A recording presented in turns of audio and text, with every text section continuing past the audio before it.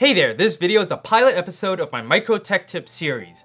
I'm just testing the water to see if there's an audience for this. But either way, the Micro Tech Tips series is going to be a bunch of short videos that show you random tips, tricks, or hidden features that'll make your tech life a bit easier.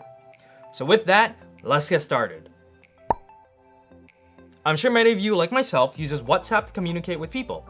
And while it works great for the most part, I'm sure there are also times where you're like, oh, I want to send this link on my computer to somebody on WhatsApp. Or somebody sends you pictures or files on WhatsApp and you're like, oh, I want that on my computer. Now, I know there are ways to do this, for instance, plugging your phone to your computer and then downloading it, but there's an easier way to do this, and that is to sign in to WhatsApp on your computer. And the best thing about this is that it only takes about 10 seconds to set all this up. So it's very, very simple, and this is how you do it.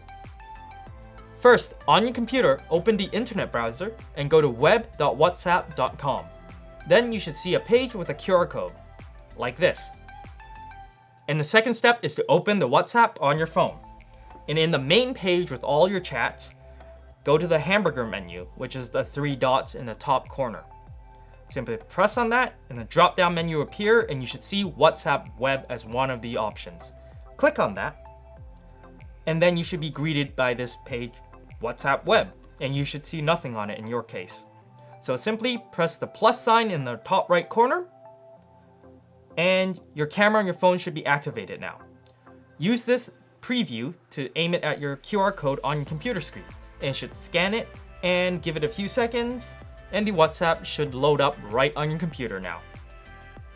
And now with WhatsApp Web connected to your computer's internet browser, that's pretty much it. You have access to all your chats, you can respond and send messages, you can download files, send files from your computer, you can send links, copy and paste link from your computer, pretty much all of it except for actual calls.